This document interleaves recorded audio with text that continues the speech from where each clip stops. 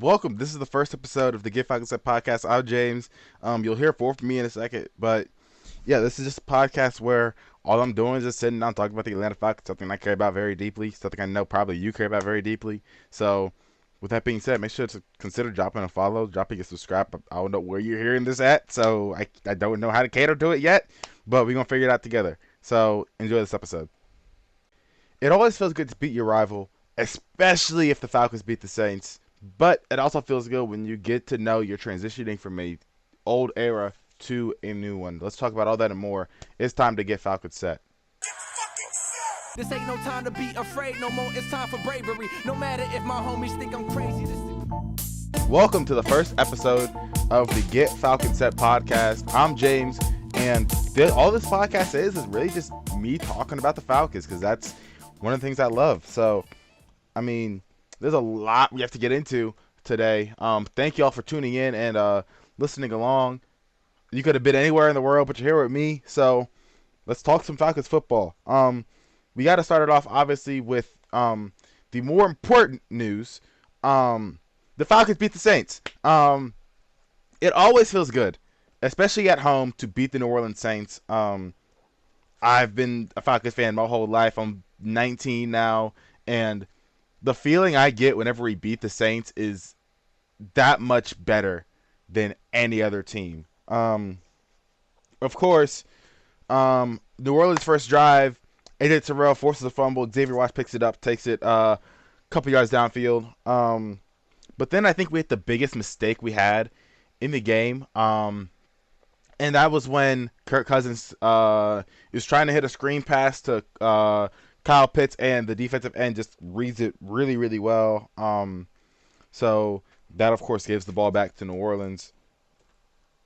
But then after a blocked field goal, we get the ball on the 5, and then Kirk Cousins has the touchdown pass to Drake London to pretty much take the lead. After that touchdown from Drake London, you can see him walking towards the sideline, very upset, very animated, going immediately to yell at quarterback's coach TJ Yates, and I think that's just part of the built-up frustration we've gotten from Drake. Drake's been here since 2022. He's seen a revolving door at quarterback from Marcus Mariota to Desmond Ridder, Taylor Heineke, Kirk Cousins, Michael Penix. He's tired of the mediocrity, and I think he shares the same sentiment as a lot of our fans, and obviously owner Arthur Blank, as we'll get into that later on in this podcast. James Pierce Jr., he's a dog, right? He had 2 sacks to pretty much force a punt for New Orleans. Those sacks pretty much set the franchise record for sacks in the season. I'm pretty sure we ended up finishing the year with 58, I want to say. But, I mean, New Orleans slowly started to come back a little bit. At some point, it was a 13-10 game going into the fourth quarter. And then, obviously, the D Alford interception to seal things. 59-yard return, set up another field goal chance. And by then, whatever New Orleans could do, it was too little too late. Falcons take the win 19-17. Kirk Cousins didn't play a great game. He did just enough to get the win. 18 for 32, 180 yards, 2 touchdowns, and an interception. He did just enough to get the win. He didn't wow you in the box score. He didn't wow you on the field. He just played this is what Falcons fans come to learn from this 2025 version of Kirk Cousins, and that is someone who is just going to get you just barely enough. He's going to do his job enough to get you to win a football game, and that's exactly what he did Sunday afternoon. If I am a Falcons fan, if I'm a fan of the team in the NFC South, I am going to be scared of Tyler Shuck. Tyler Shuck is really good. He still has a lot of raw talent. He's still developing, but I am scared for what he can become. 27-35, 259, a touchdown and a pick. I definitely tweeted about it after our first game.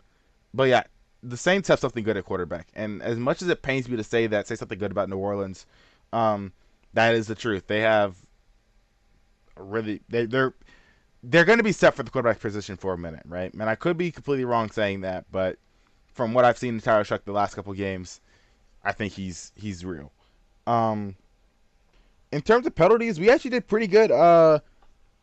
Only 5 penalties for 42 yards. One of the main ones was the pass interference on AJ Terrell. I think sometime in the third quarter, I want to say. But yeah, we did really good on penalties. Don't forget, this is a team that a couple weeks ago had, 15, 18 penalties in a game against Tampa. So, yeah, to only have 5 for 42, that is a really good sign. But, of course, we know it wasn't enough, as later on Sunday night, Raheem Morris and Terry Fontenot got fired. Let's start with Raheem Morris, right? Raheem Morris, 16 and 18 record, no playoff appearances, 2 years. The main gripe with Raheem Morris was that he couldn't manage a clock. We've seen it time and time again where maybe we can try and drive down the field. We have all 3 timeouts, 40 seconds left, and instead of going for it and trying to get more points, we save the timeouts and we just kind of carry him over. We'll try to carry him over, I guess. But yeah, we've seen it time and time again. There was a meme I saw on Twitter earlier that said that while Raheem was packing his stuff up, he was wondering if he could take his timeouts with him. And I mean, when you're a coach and you're trying to win football games, you have to put up the most amount of points possible. That's kind of the main objective of the game. But when you're Raheem Morris and you're doing this and you're doing that and you're not using these timeouts in a fashion to where you're putting your team in a better chance to win the football game, yeah. But then Terry Fontenot, this is the more head scratching one of the two. Terry Fontenot, 37-48 record, no playoff appearances. He came in with Arthur Smith back in 2021. I thought he did a relatively decent job at drafting. However, what he did with the Kirk Cousins, Michael Penix situation is like a war crime, right? Because right now, think about it, right? We're going into this offseason. We don't have our first-round pick next year, even though the first-round pick that we ended up getting from the Rams had, 10.5 sacks over the year? We don't know what we have at quarterback. We don't know what we have with Michael Penix. And that's, I think, is what scares us the most, because we really have no clue. We've seen flashes of him. We've seen him be good. We've seen him be bad. He's coming off an ACL injury. What is he going to look like post his, 5th season-ending injury? But it's also been a thing in the history of this franchise where we fire GMs after 2 head coaches, right? The last GM to not get fired after 2 coaches in the NFL was Ken Herrick, who was really just our personnel, executive personnel. He survived a Marion Campbell firing, a Jerry Glanville firing, and then a June Jones firing back before we even made the Super Bowl, right? We're talking like just getting into the dome, like Deion Sanders, late years of Steve Bartkowski days. So yeah, it's been a thing in this franchise. In the Taylor Smith and Arthur Blank eras of this franchise, GMs are given pretty short leashes, only 2 head coaches, and then if you don't figure it out by then, you can hit the door. Dimitroff got 2 coaches. Dan Reeves got fired along with him. Rich McKay was the GM for a bit, and we're seeing the same thing right now with Terry Fontenot. I do think Fontenot is going to find somewhere else to go, because I think he is really Terry Fontenot's great at drafting, and he's good at drafting and finding those diamonds in the rough like Tyler Algier. I think that's the perfect word for it. He's too aggressive. You didn't have to sign Kirk Cousins to $180 million contract, but he did. he went out and he went and said, okay, you know what? I'm going to double down on this Quipp situation. And this time, it backfired in his face because we don't know what we have with Michael Penix. But then the last firing we have, which it's not really a firing per se, it's more of a dismissal, is Rich McKay. Rich McKay's been in this organization for over 20 years. He was the team president for a long time. Everyone reported back to Rich McKay. And as you can see, it's netted, what, a Super Bowl appearance? Okay.